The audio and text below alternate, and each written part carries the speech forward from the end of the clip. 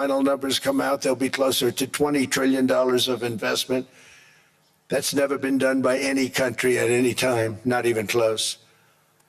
Just over 1 year ago, under the radical left Democrats, we were a dead country. Now we are the hottest country anywhere in the world. In fact, the United States economy is on pace to grow at double the rate that was projected by the IMF just last April.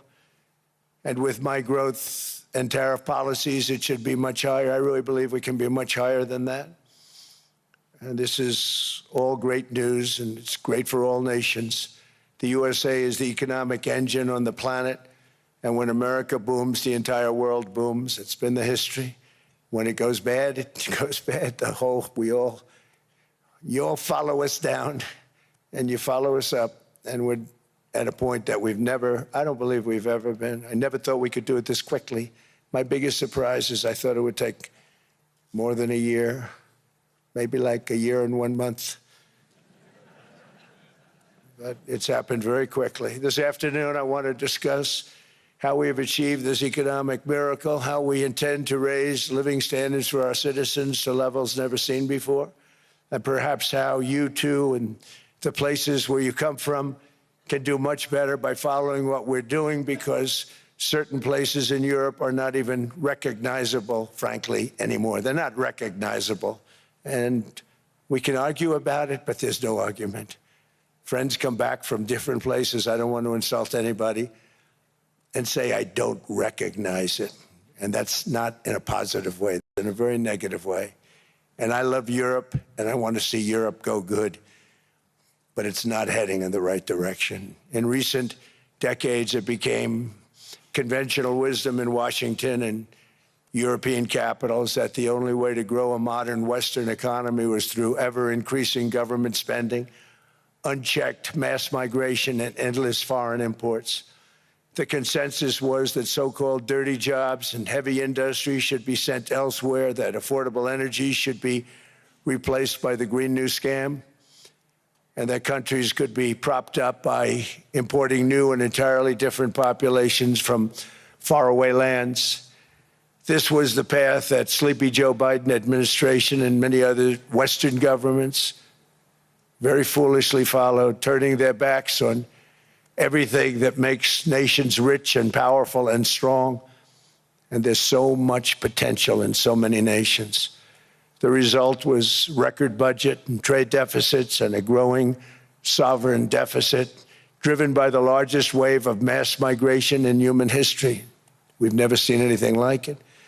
Quite frankly, many parts of our world are being destroyed before our very eyes, and the leaders don't even understand what's happening.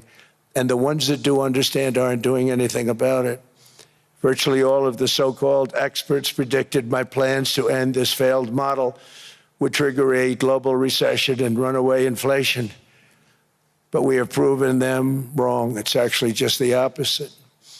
In 1 year, our agenda has produced a transformation like America has not seen in over 100 years. Instead of closing down energy plants, we're opening them up. Instead of building ineffective, money-losing windmills, we're taking them down and not approving any. Instead of empowering bureaucrats, we're firing them, and they're going out and getting jobs in the private sector for 2 and 3 times what they were making in government. So they started off hating me when we fired them, and now they love me. Instead of raising taxes on domestic producers, we're lowering them and raising tariffs on foreign nations to pay for the damage that they've caused. In 12 months, we have removed over 270,000 bureaucrats from the federal payrolls, the largest single-year reduction in government employment since the end of World War II. Nobody thought that was coming, but we had no choice. To make a country great, you can't have all federal jobs. We've cut federal spending by $100 billion and slashed the federal budget deficit by 27% in the single year. It's going to go down quite a bit more from that, driving inflation way down from the record highs of the Biden administration. Every month, they went up and up and up. I promised to cut 10 old regulations for every single new regulation, but instead I've cut, actually till this point, 129 regulations for every one new regulation approved. So every time they come in with a new regulation, we do at least 10, but so far it's averaging out to 129, if you can believe it. In July, we passed the largest tax cuts in American history, including no tax on tips, no tax on overtime, no tax on Social Security for our great seniors. We also provided 100% expensing, that's the one they like, and bonus depreciation for all new equipment and capital investments to help companies expand and shift production to America. They are so in love with that. They build a plant, they're able to deduct it immediately, the whole thing, rather than waiting 38 to 41 years in the old days. This is a miracle taking place. Nobody thought it would ever be done by any country, but it's done by us. It was what made my first term the most successful four-year term that we've ever had from a financial standpoint. And now we've upped it. This is a 10-year program, not a one-year program, but you're allowed to deduct everything in 1 year. It used to be 38 to 41 years. With tariffs, we've radically reduced our ballooning trade deficit, which was the largest in world history. We were losing more than $1 trillion every single year, and it was just wasted. It was going to waste. But in 1 year, I slashed our monthly trade deficit by a staggering 77%, and all of this with no inflation, something everyone said could not be done. There were a couple of brilliant people that actually thought I was doing the right thing. I thought I was doing the right thing. Now they all think I'm doing the right thing because they can't believe the numbers. American exports are now up by more than $150 billion. Domestic steel production is up by 300,000 tons a month, and it's doubling over the next 4 months. It's doubling and tripling, and we have steel plants being built all over the country. Nobody thought they'd see that. Factory construction is up by 41%. And that number is really going to skyrocket right now because that's during a process that they're putting in to get their approvals, and we've given very, very quick, fast approvals. In the process, we've made historic trade deals with partners covering 40% of all U.S. trade. Some of the greatest companies and countries in the world. We have countries as our partner, too. The European nations, Japan, South Korea. They're our partners. They've gone into massive deals with us, especially on oil and gas. And these agreements raise growth and cause stock markets to boom, not only in the U.S., but virtually every country that came to make a deal, because, as you've learned, when the United States goes up, you follow. It's really become a staple. In America, I've stopped the nation-wrecking energy policies that drive up prices while sending jobs and factories to the world's worst polluters. They are indeed polluters. Under sleepy Joe Biden, new domestic oil and gas leases fell by 95%. Think of that. Then they wonder, why was gasoline going up so fast? The gasoline actually topped $5 a gallon, and some places $7 a gallon, and more than 100 major power plants were violently shut down by incompetent people that had no idea what the hell they were doing. Under my leadership, U.S. natural gas production is at an all-time high by far. U.S. oil production is up by 730,000 barrels a day, and last week we picked up 50 million barrels from Venezuela alone. Venezuela has been an amazing place for so many years, but then they went bad with their policies. 20 years ago, it was a great country, and now it's got problems, but we're helping them. And those 50 million barrels, we're going to be splitting up with them, and they'll be making more money than they've made in a long time. Venezuela is going to do fantastically well. We appreciate all of the cooperation we've been giving. We've been giving great cooperation. Once the attack ended, and they said, let's make a deal. More people should do that. But Venezuela is going to make more money in the next 6 months than they've made in the last 20 years. Every major oil company is coming in with us. It's amazing. It's a beautiful thing to see.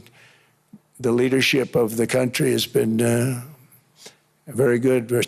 They've been very, very smart.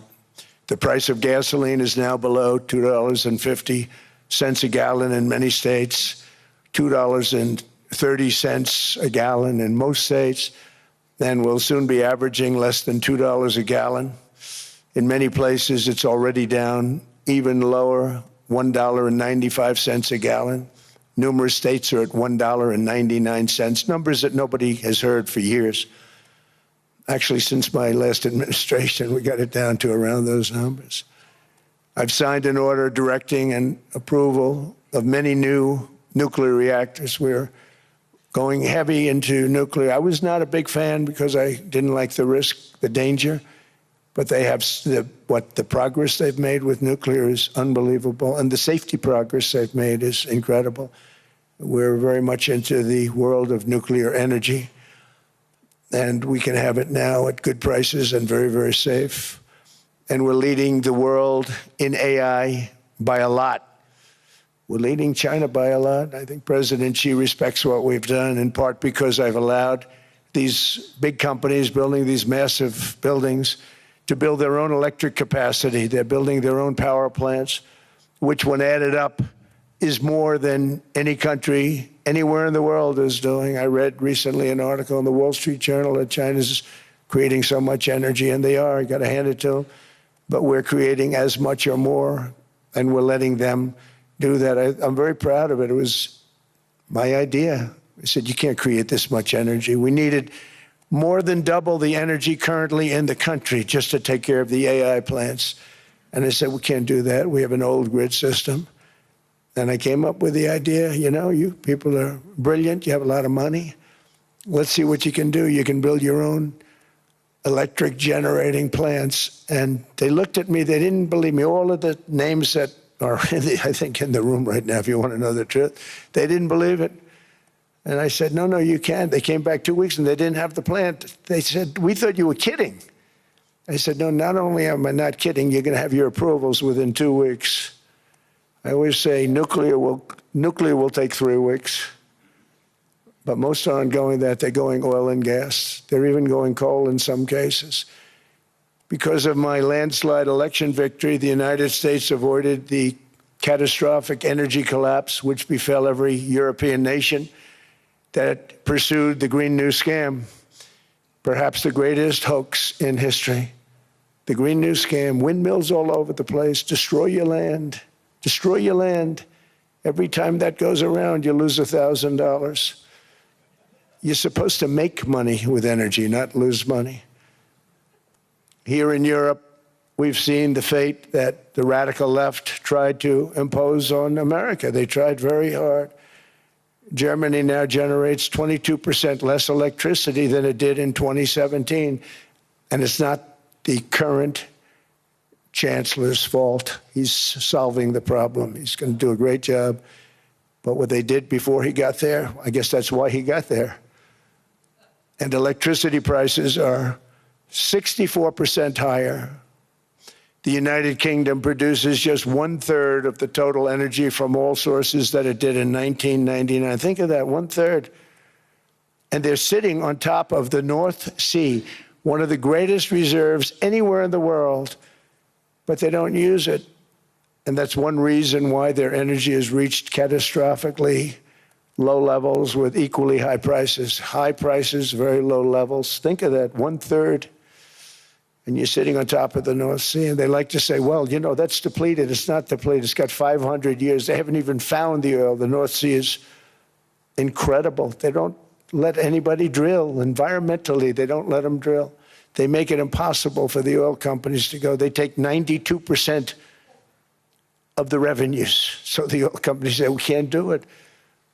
They came to see me. Is there anything you can do? I want Europe to do great. I want UK to do great. They're sitting on one of the greatest energy sources in the world, and they don't use it. In fact, their electricity prices have soared 139%. There are windmills all over Europe. There are windmills all over the place, and they are losers. One thing I've noticed is that the more windmills a country has, the more money that country loses and the worse that country is doing. China makes almost all of the windmills, and yet I haven't been able to find any wind farms in China. Did you ever think of that? It's a good way of looking at it. They're smart. China's very smart. They make them, they sell them for a fortune. They sell them to the stupid people that buy them, but they don't use them themselves. They put up a couple of big wind farms, but they don't use them. They just put them up to show people what they could look like. They don't spin. They don't do anything. They use a thing called coal, mostly. But China goes with the coal. They go with oil and gas. They're starting to look at nuclear a little bit. And they're doing just fine. They make a fortune selling the windmills, though. And I think really that's one that they wouldn't be surprised if it stopped. They are shocked that it continues to go. They're very friendly with me. They're shocked that people continue to buy those damn things. They killed the birds. They ruin your landscapes. Other than that, I think they're fabulous, by the way. Stupid people buy them. The consequences of such destructive policies have been stark, including lower economic growth, lower standards of living, lower birth rates, more socially disruptive migration, more vulnerability to hostile foreign adversaries, and much, much smaller militaries. The United States cares greatly about the people of Europe. We really do. I mean, look, I am derived from Europe. Scotland and Germany, 100% Scotland, my mother, 100% German, my father. And we believe deeply in the bonds we share with Europe as a civilization. I want to see it do great. That's why issues like energy, trade, immigration, and economic growth must be central concerns to anyone who wants to see a strong and united West, because Europe and those countries have to do their thing. They have to get out of the culture that they've created over the last 10 years. It's horrible what they're doing to themselves. They're destroying themselves. These beautiful, beautiful places. We want strong allies, not seriously weakened ones. We want Europe to be strong. Ultimately, these are matters of national security, and perhaps no current issue makes the situation more clear than what's currently going on with Greenland. Would you like me to say a few words of Greenland? I was going to leave it out of the speech, but I think I would have been reviewed very negatively. I have tremendous respect for both the people of Greenland and the people of Denmark, tremendous respect. But every NATO ally has an obligation to be able to defend their own territory. And the fact is, no nation or group of nations is in any position to be able to secure Greenland other than the United States. We're a great power, much greater than people even understand. I think they found that out 2 weeks ago in Venezuela. We saw this in World War II, when Denmark fell to Germany after just 6 hours of fighting and was totally unable to defend either itself or Greenland. So the United States was then compelled, we did it, we felt an obligation to do it, to send our own forces to hold the Greenland territory, and hold it we did at great cost and expense. They didn't have a chance of getting on it, and they tried. Denmark knows that. We literally set up bases on Greenland for Denmark. We fought for Denmark. We weren't fighting for anyone else. We were fighting to save it for Denmark. Big, beautiful piece of ice. It's hard to call it land. It's a big piece of ice. But we saved Greenland and successfully prevented our enemies from gaining a foothold in our hemisphere. So we did it for ourselves also. And then after the war, which we won it big. Without us, right now you'd all be speaking German and a little Japanese, perhaps. After the war, we gave Greenland back to Denmark. How stupid were we to do that? But we did it.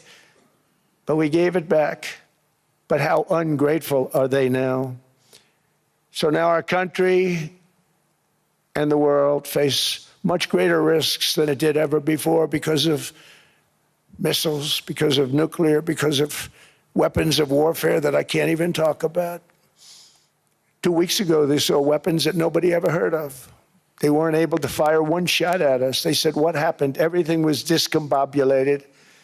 They said, we've got them in our sights. Press the trigger, and nothing happened. No anti-aircraft missiles went up.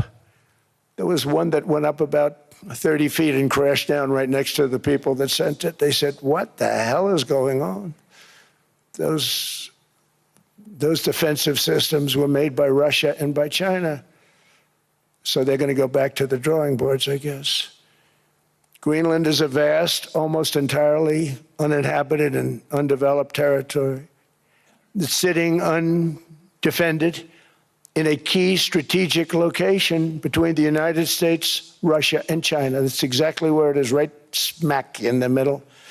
Wasn't important nearly when we gave it back. You know, when we gave it back, it wasn't the same as it is now. It's not important for any other reason, you know, everyone talks about the minerals. There's so many places. There's no rare earth, no such thing as rare earth. There's rare processing, but there's so much rare earth.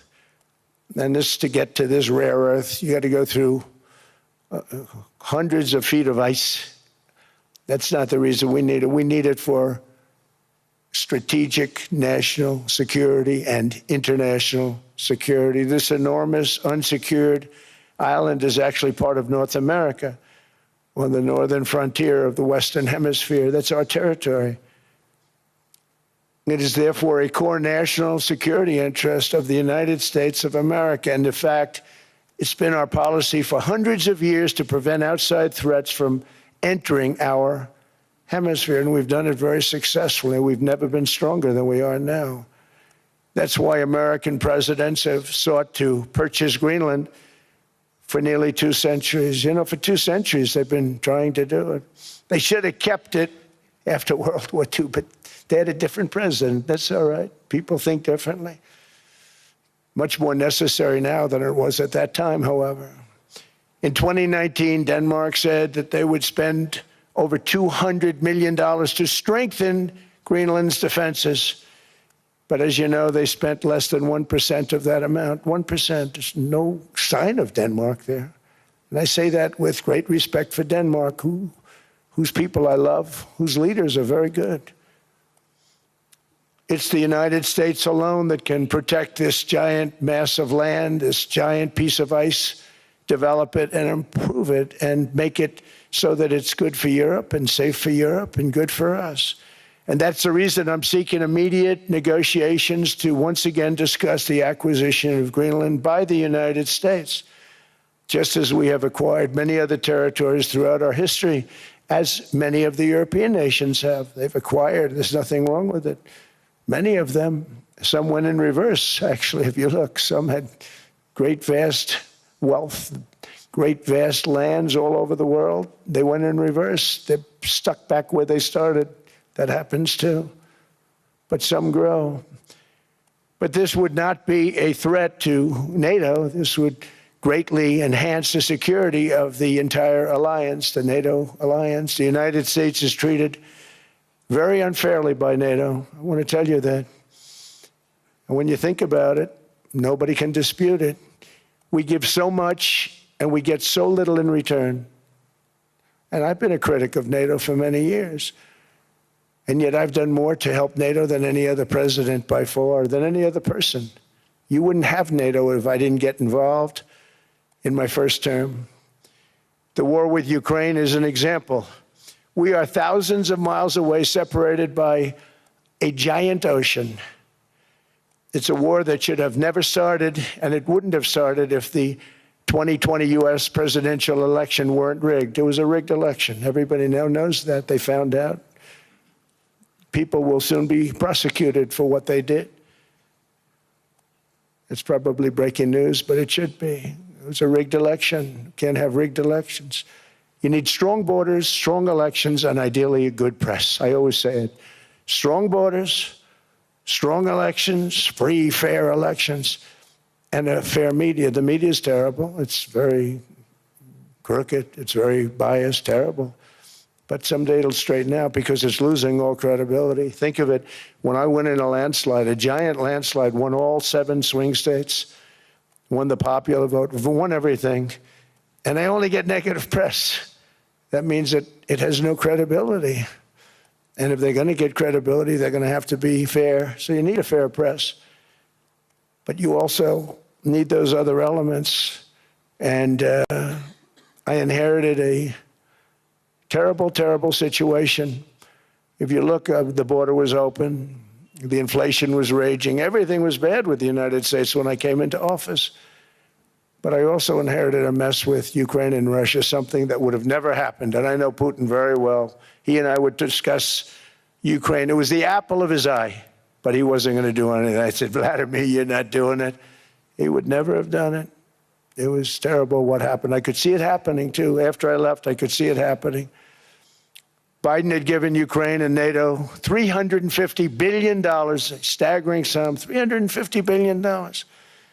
I came in, and just like the southern border, just like inflation, just like our economy, I said, wow, this place is in trouble, meaning our country. All of these things were out of control.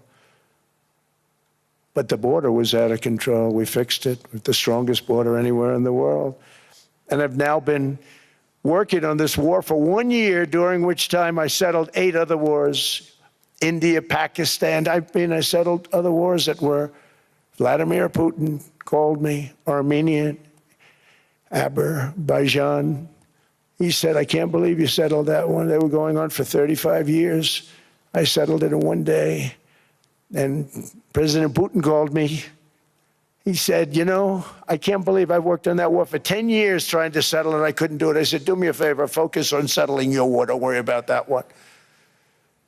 What does the United States get out of all of this work, all of this money, other than death, destruction, and massive amounts of cash going to people who don't appreciate what we do? They don't appreciate what we do. I'm talking about NATO, I'm talking about Europe.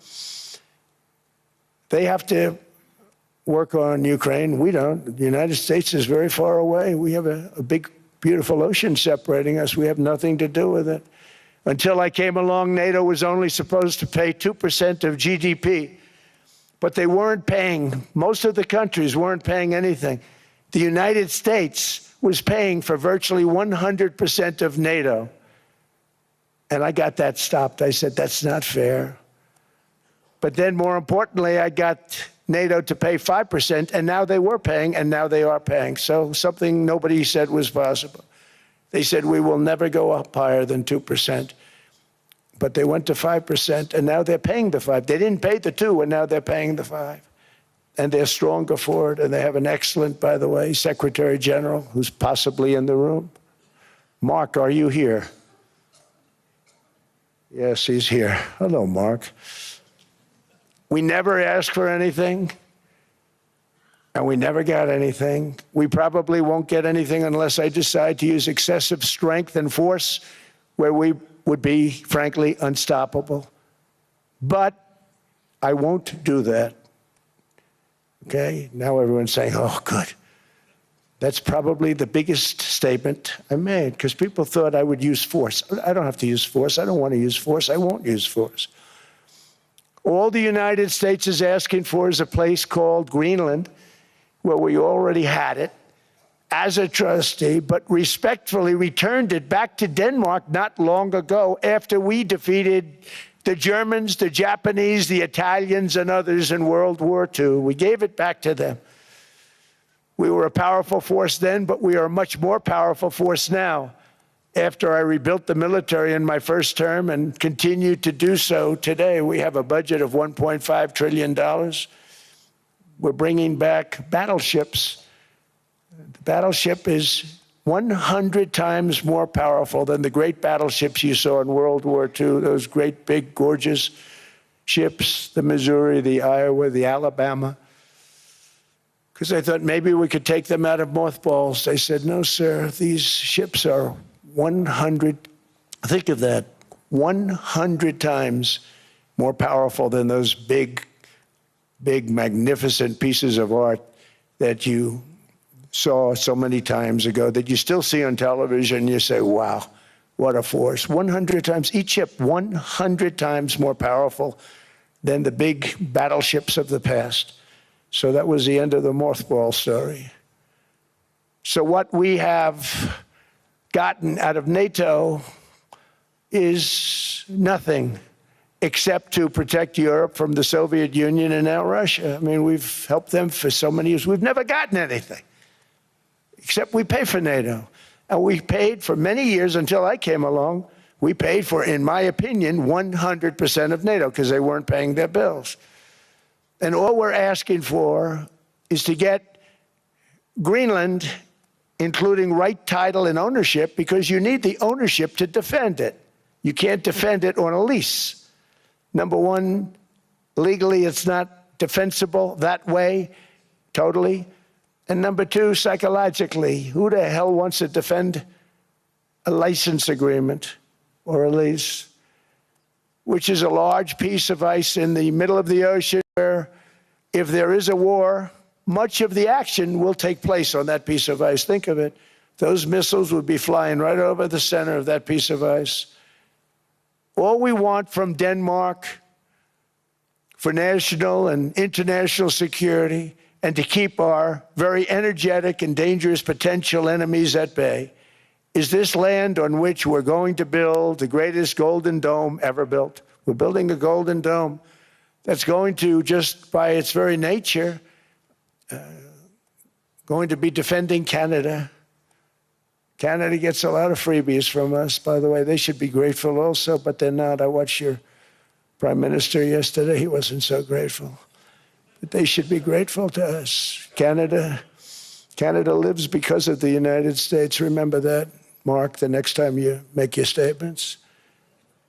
What we did for Israel was amazing, but that's nothing compared to what we have planned for the United States, Canada, and the rest of the world. We are going to build a dome like no other. We did it for Israel. And by the way, I told Bibi, stop taking credit for the dome. That's our technology. That's our stuff. But they had a lot of courage, and they were good fighters, and they did a good job, and we wiped out the Iran nuclear threat like nobody can believe. Nobody's ever seen anything like it. That, Venezuela, taking down Soleimani, wiping out al-Baghdadi when he tried to reinstitute ISIS. We did a lot. I did a lot of big things, all perfectly executed. Everyone was perfectly executed. Somebody told me that, a military expert told me, sir, everything you've done has been perfectly executed. I said, I know. So other presidents have spent, whether foolishly or not, trillions and trillions of dollars on NATO and gotten absolutely nothing in return. We've never asked for anything. It's always a one-way street. Now they want us to help them with Ukraine. And we say, we're going to. I'm really helping, not even them. I want to see, last week, if you saw, it was 10,000 soldiers, but last month it was 31,000 soldiers died. 31,000. That's this room times, the number of people in this room times 30. Think of it. 30,000 soldiers died in 1 month. The month before it was 27,000. The month before that it was 28,000. The month before that it was 25,000. It's a bloodbath over there. And that's what I want to stop. It doesn't help the United States, but these are souls. These are young people. Look like you, look like some of you right in the front row. They go to war. Their parents are so proud. Oh, there he goes, comes back. 2 weeks later, they get a call, your son's head's been blown off. I want to stop it. It's a horrible war. It's the worst since World War II. They keep going, they'll exceed World War II. The numbers are staggering, how many people they've lost. They don't want to talk about it. Ukraine and Russia lost just tremendous amounts. And I'm dealing with President Putin, and he wants to make a deal, I believe. I'm dealing with President Zelensky, and I think he wants to make a deal. I'm meeting him today. He might be in the audience right now.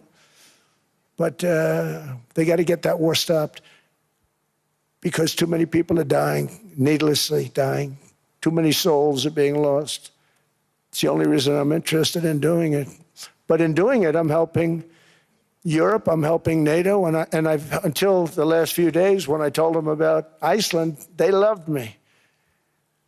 They called me daddy, right, last time. A very smart man said, he's our daddy. He's running it. I was like running it. I went from running it to being a terrible human being. But now what I'm asking for is a piece of ice, cold and poorly located, that can play a vital role in world peace and world protection. It's a very small ask compared to what we have given them for many, many decades. But the problem with NATO is that we'll be there for them 100%. But I'm not sure that they'd be there for us. If we gave them the call, gentlemen, we are being attacked. We're under attack by such and such a nation. I know them all very well. I'm not sure that they'd be there. I know we'd be there for them. I don't know that they'd be there for us. So with all of the money we expend, with all of the blood, sweat, and tears, I don't know that they'd be there for us. They're not there for us on Iceland, that I can tell you. I mean, our stock market took the first dip yesterday because of Iceland. So Iceland's already cost us a lot of money. But that dip is peanuts compared to what it's gone up. And we have an unbelievable future in that stock. That stock market is going to be doubled. We're going to hit 50,000, and that stock market's going to double in a relatively short period of time because of everything that's happening. But this is a good example. After giving NATO and European nations trillions and trillions of dollars in defense, they buy our weapons. We make the greatest weapons in the world, but now we're going to make them faster, much faster. You saw that. I put a cap on the salaries. Then I put no buybacks, no stock buybacks, no various other things that they were doing.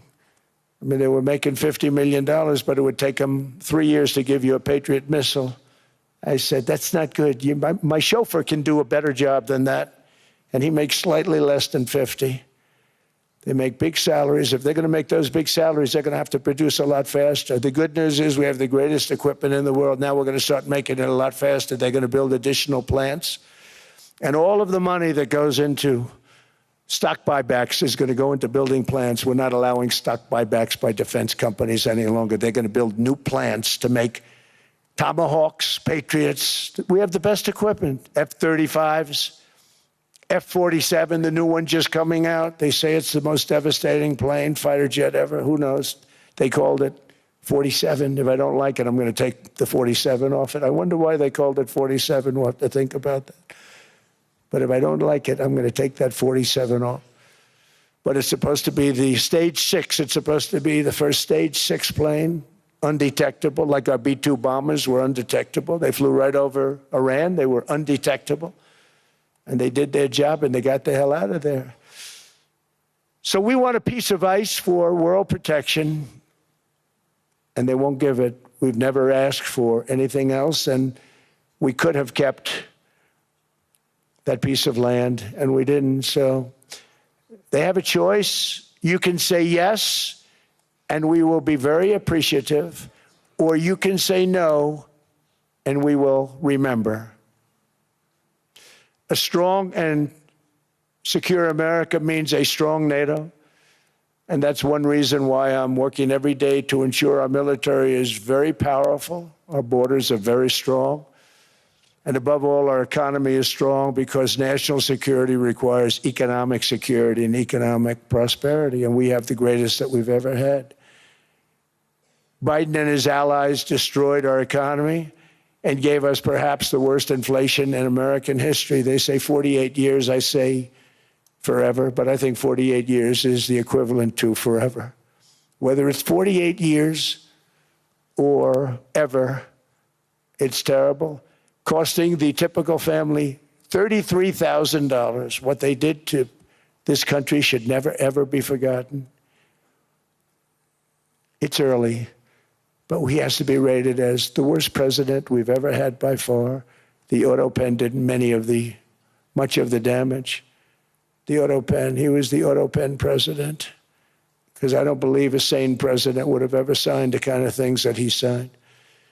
But now grocery prices, energy prices, airfares, mortgage rates, rent, and car payments are all coming down, and they're coming down fast. We inherited a mess, but we've done a hell of a job in 12 months.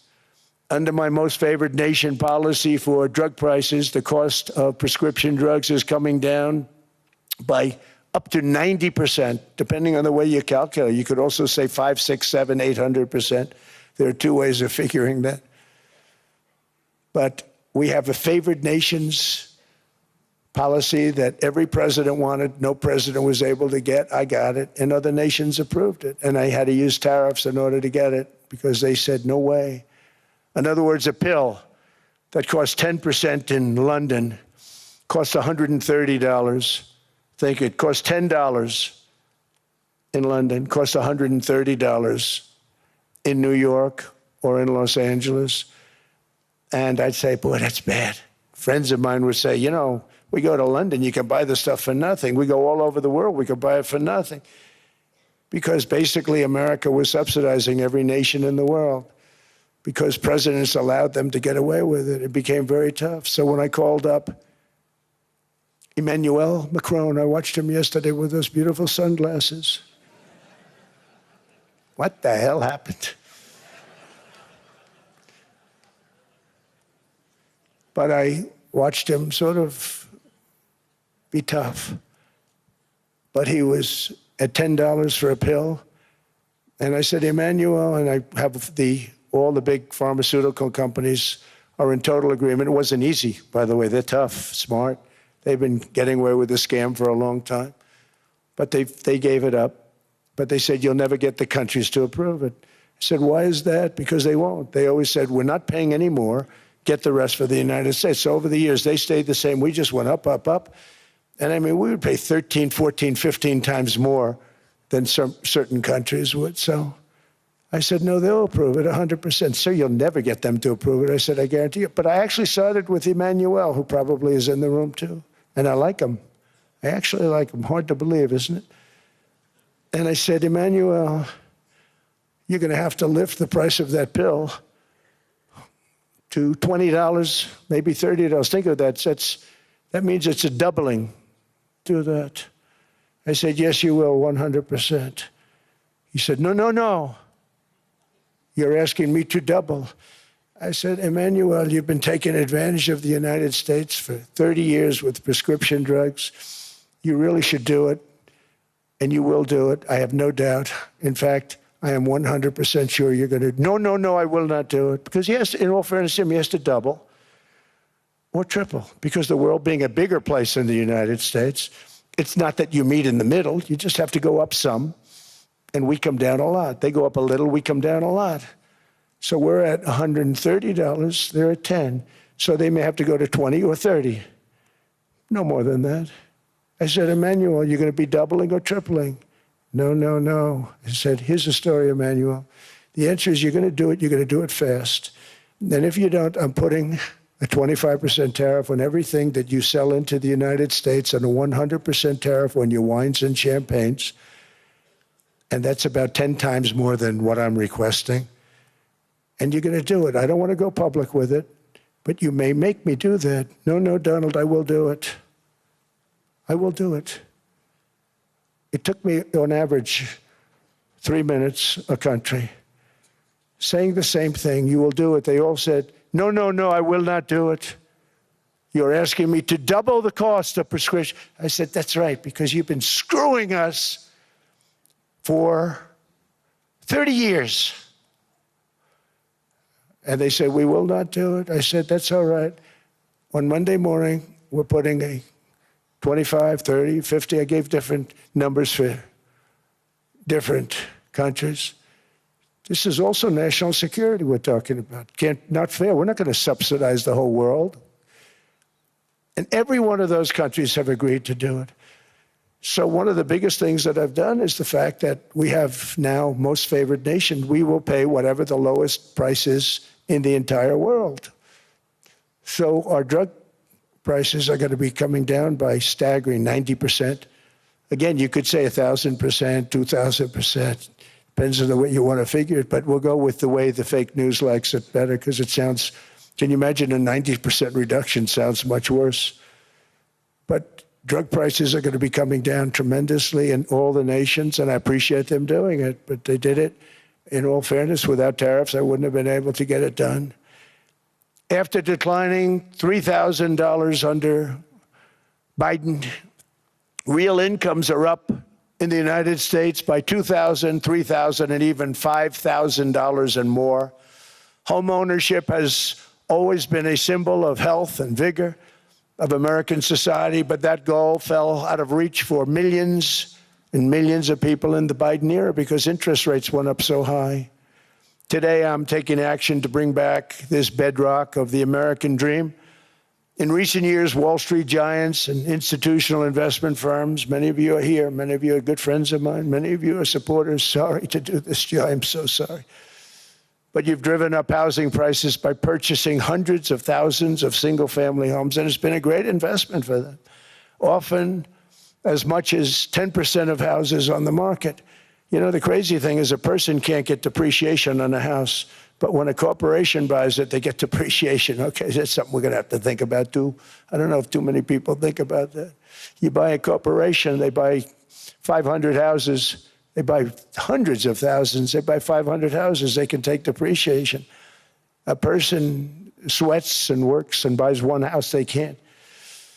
But homes are built for people, not for corporations, and America will not become a nation of renters. We're not going to do that. That's why I have signed an executive order banning large institutional investors from buying single-family homes. It's just not fair to the public. They're not able to buy a house. And I'm calling on Congress to pass that ban into permanent law, and I think they will. One of the biggest barriers to saving for a down payment has been surging credit card debt. The profit margin for credit card companies now exceeds 50%, one of the biggest. And they charge Americans interest rates of 28%, 30%, 31%, 32%. Whatever happened to usury? So to help our citizens recover from the Biden disaster, all caused by this horrible precedent, I'm asking Congress to cap credit card interest rates at 10% for 1 year. And this will help millions of Americans save for a home. They have no idea they're paying 28%. They go out there a little late in their payment and they end up losing their house. It's terrible. To unleash innovation and savings and financing, I'm also working to ensure America remains the crypto capital of the world.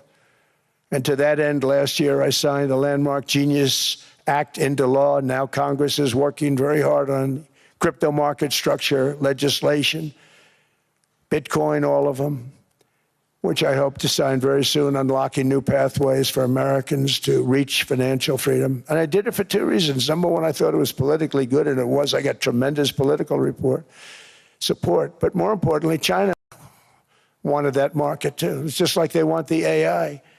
And we've got that market, I think, pretty well locked up. If I didn't do it, you know, Biden was totally against it until before the election when they realized that, you know, there were millions of people voting against him over crypto.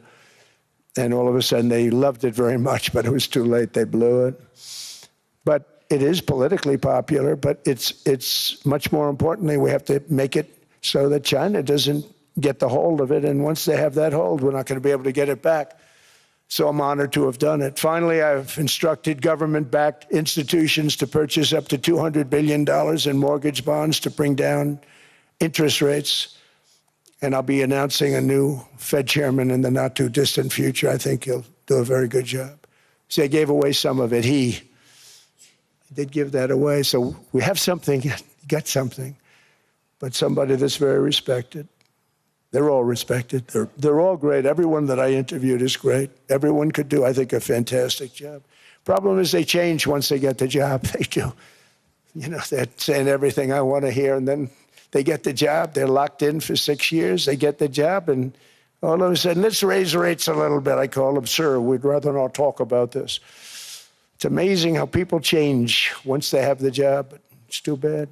Sort of disloyalty, but they got to do what they think is right. We have a terrible chairman right now. Jerome, too late Powell. He's always too late.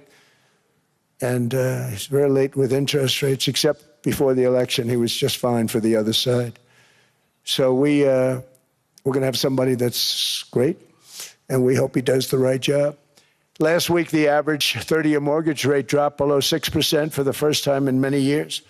Another major factor in driving up housing costs was the mass invasion of our borders. And I have to say one thing about housing, because nobody ever says this.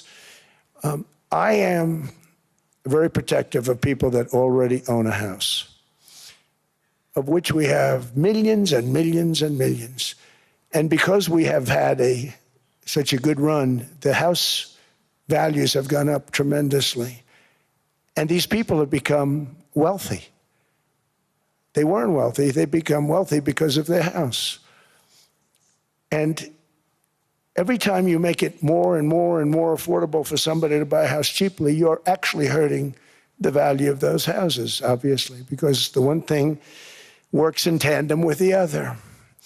And I don't want to do anything that's going to hurt the value of people that own a house who, for the first time in their lives, are walking around the streets of whatever city they're in, very proud that their house is worth $500,000, $600,000, $700,000. Now, if I want to really crush the housing market, I could do that so fast and people could buy houses, but you would destroy a lot of people that already have houses. In some cases, they've mortgaged their house, and the mortgage would be very low, and all of a sudden the mortgage without any changes becomes very high, and they end up losing the house. I'm not going to hurt, and I speak with Scott, who's doing a fantastic job, and Howard, who's doing a fantastic job, and all of my people.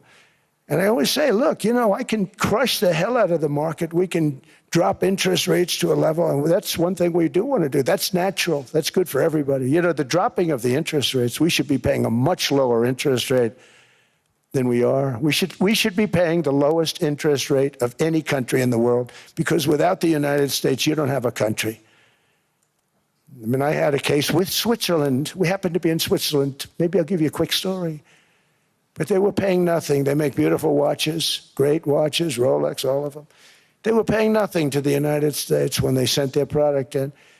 And we had a $41 billion deficit. $41 billion with this beautiful place. Flew over it, isn't it nice? So I said, let's put a 30% tariff on them so that we get back some of it, not all of it at all. We'd still have a deficit, big deficit. We had 41 million. That's a big deficit. And I said, let's put a tariff on. Different tariffs, different places. You're all party to them. In some cases, victims to them. But in the end, it's a fair thing. And most of you realize that. But we put a 30% tariff on Switzerland, and all hell broke loose. They were calling, I mean, like you wouldn't believe. And I know so many people from Switzerland, incredible place, incredible, brilliant place. But I didn't realize that they're only good because of us. And there's so many other examples. I mean, us, probably other places, but a majority of the money they make is because of us, because we never charged them anything. So they come in, they sell their watches, no tariffs, no nothing. They walk away, they make $41 billion on just us. So I said, no, we can't do that. So I'm going to bring it up. I still would have a deficit pretty substantial, but I brought it up to 30%.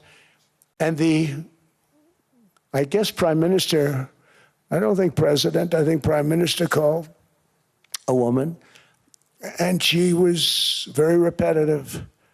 She said, no, no, no, you cannot do that, 30%. You cannot do that. We are a small, small country. I said, yeah, but you have a big, big deficit.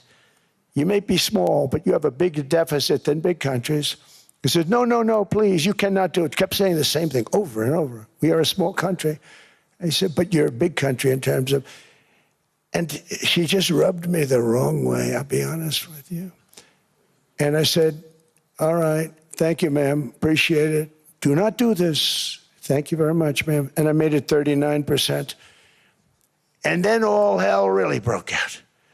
And I was paid visits by everybody. Rolex came to see me. They all came to see me.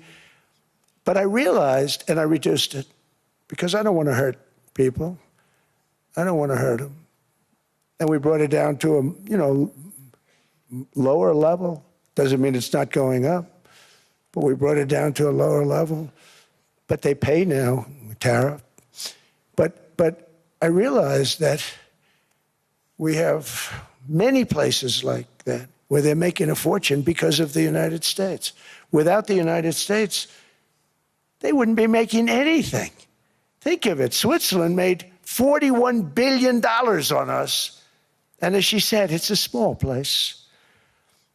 And I realized with that, I don't know, it was so, because she was so aggressive. And I realized in that conversation that the United States is keeping the whole world afloat. Many places, I could give you 6, 7 places just in the people in this little area. I know every one of them. They're looking down. They don't want to see me. They don't want to stare me in the eyes. But they're taking advantage of, everybody took advantage of the United States. But I've been very fair, and I gave them a tariff, and it was fine. But I realized that without us, it's not Switzerland anymore. Without us, it's not any of the countries that are represented here. And we want to work with the countries. We want to work with them. We're not looking to destroy them. I could have said 39, 40%. I could have said I want a 70% tariff, then we make money with Switzerland. But Switzerland would have been probably destroyed, financially destroyed. I don't want to do that. But we should be paying the lowest interest rate of everybody. I hope Scott's listening to this, because we should be paying the lowest interest rate of everybody. Without us, most of the countries don't even work. And then you have the protection factor. Without our military, which is the greatest in the world by far, without our military, you have threats that you wouldn't believe. You wouldn't believe. You don't have threats because of us, and that's because of NATO. One other thing, and I have to say it so importantly, in the old days, and I used to say I'm the youngest in the room. Now I'm among the older. I hate to say it. I don't feel old, but I'm among the older. But I remember not long ago, 20, 25 years ago, when good news came out about, let's say, the United States. The United States had a great quarter. The United States had a great month. All the stocks went up. And that's the way it's supposed to be. Now when they say the United States had a record quarter, it's unbelievable how well it's doing, all the stocks crash because they say, oh no, inflation, they're going to raise interest rates. And they do. Some of these stupid people like Powell, they raise interest rates. And what they do is they stop you from being successful. It used to be when we had a great quarter, a great month, great earnings, great anything, any good news, the stock market went up. That's the way it's going to be. We got to do that again because that's the way it should be. Now when we have a great month, they want to kill it. Like we did over 5%. People were surprised. We should do 20%. We could do 25%. When we announce good numbers, and the reason is they're so petrified of inflation. And growth doesn't mean inflation. We've had tremendous growth with very low inflation. In fact, growth can fight inflation, proper growth.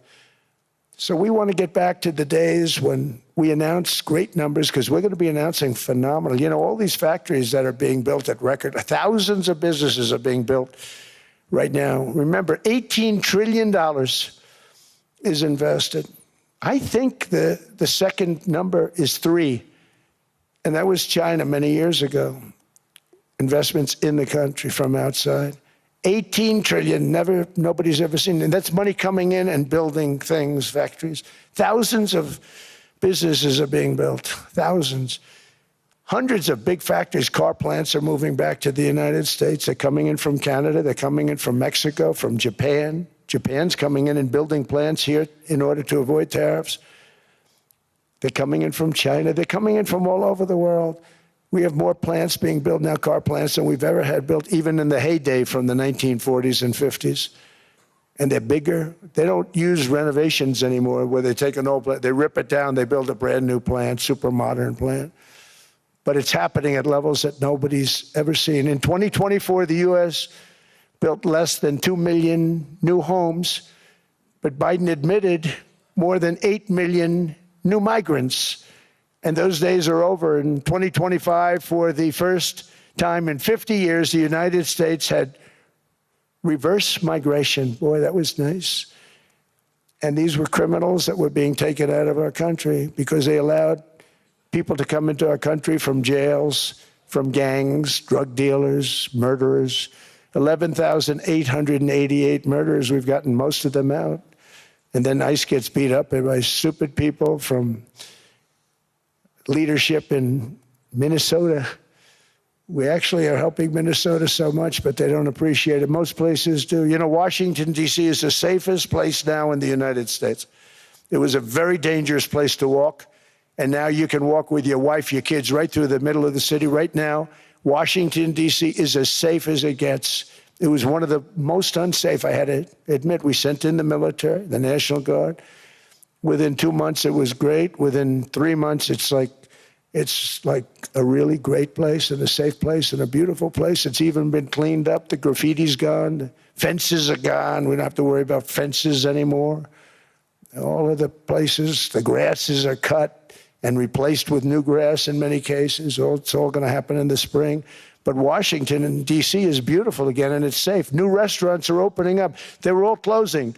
Now you can't get into a restaurant. Restaurants in Washington, D.C. are all opening. Memphis also, Memphis, Tennessee, New Orleans, Louisiana. We're there for 3 weeks.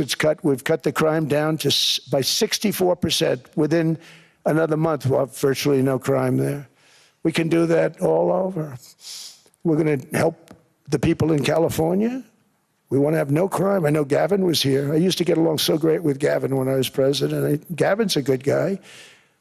And we're going to, if he needed it, I would do it in a heartbeat. I'd love to see.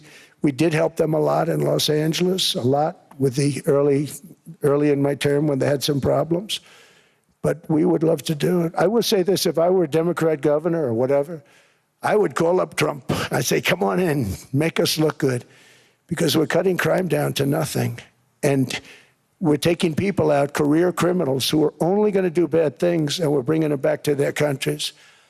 But where we've done it, it's been amazing. And we have a capacity to do it at much greater levels. We're cutting illegal aliens off welfare and other government benefits, and I have directed that starting immediately, there will be no more payments to sanctuary cities because they are really just sanctuaries for criminals. They're really protecting criminals, and those are the ones we have to get out of the country. Murderers, drug dealers, the mentally insane. They emptied their mental institutions into the United States. And despite that, we have the lowest crime numbers that we've ever had in the history of the country. Just came out. But equally importantly, we're cracking down on more than $19 billion in fraud that was stolen by Somalian bandits. Can you believe that Somalian? They turned out to be higher IQ than we thought. I always say these are low IQ people. How did they go into Minnesota and steal all that money? And we have, you know, they're pirates. They're good pirates, right? But we shoot them out of the water just like we shoot the drug boats out. They're not pirating too many boats lately, do you notice? When they go out into those boats, they want to take over a $1.5 billion tanker loaded up with oil, and they say, we're going to blow up your boat. They have powerful weapons. You hit the side of the boat, you blow the whole thing up. The insurance companies are petrified, so they say, just give them the boat. We'll give them money instead. And I don't do that. We blow them right the hell out of the water. We see them going out, we blow them out of the water. We don't have any pirates so much anymore. If we do, they won't be there long. We've cut down with the hitting of the boats that are loaded up with drugs, including submarines. Can you believe they actually buy small, they call mini subs, very fast. They're meant for drugs. We've knocked out 2 of them. The Democrats say they were fishing. You have ruined somebody's fishing weekend, I would say. A submarine is not a fishing boat. You don't fish. But we've knocked down drugs by water, the oceans, the sea, by 97.2%. Think of that. And I actually say, who the hell are the 3%? Because I would not want to be piloting one of those boats. We knocked them down, and now we're going to start on land. We're going to knock it all out. The land is the easy part. What we did on sea is incredible, and that's our great military. The situation in Minnesota reminds us that the West cannot mass import foreign cultures which have failed to ever build a successful society of their own. I mean, we're taking people from Somalia, and Somalia is a failed, it's not a nation. Got no government, got no police, got no military, got no nothing. And then we have this fake congressperson who they just reported is worth $30 million. You believe this? Ilhan Omar, talking about the Constitution provides me. She comes from a country that's not a country, and she's telling us how to run America. Not going to get away with it much longer, let me tell you. The explosion of prosperity and conclusion and progress that built the West did not come from our tax codes. It ultimately came from our very special culture. This is the precious inheritance that America and Europe have in common. We share it. We share it, but we have to keep it strong. We have to become stronger, more successful, and more prosperous than ever. We have to defend that culture and rediscover the spirit that lifted the West from the depths of the Dark Ages to the pinnacle of human achievement. We live in an incredible, changing period. It's an unbelievable time, but we have to take advantage of the time that we're in. In our hands are technologies that our ancestors could scarcely have. I mean, they couldn't have even dreamt some of the things that we see today. And so rapidly they're produced. I mean, AI, 2 years ago, nobody ever heard of the term, and now everybody's talking about it. And it can have some very good purpose. It could also have some dangerous purpose, and for that we have to watch out. But some tremendous things are happening because of it. And we're leading by so much. We're doing so well. But opportunities that are bigger and grander than ever before in human history are right before us. It is the pioneers in this room. Many of you in this room are true pioneers. You're truly brilliant people. Just your ability to get a ticket is brilliant because you have about 50 people for every seat. I don't know what, that's Larry. Everything Larry touches turns to gold. He made this very successful.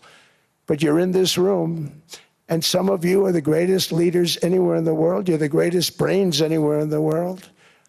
And the future is unlimited, and to a large part because of you, and we have to protect you, and we have to cherish you. I always say we have to cherish our brilliant people because there aren't many of them. So together with confidence, boldness, and persistence, let us lift up our people, grow our economies, defend our shared destiny, and build a future for our citizens that is more ambitious, more exciting, more inspiring, and greater than the world has ever seen. We're in a position to do things that nobody else has ever even thought of before. And many of the people in this room are the ones that are doing it, and I want to congratulate you, and I'm with you all the way. You can do things that nobody else can even think about. So I congratulate you on your tremendous success. And the United States is back, bigger, stronger, better than ever before. And I'll see you around. Thank you all very much. Thank you very much.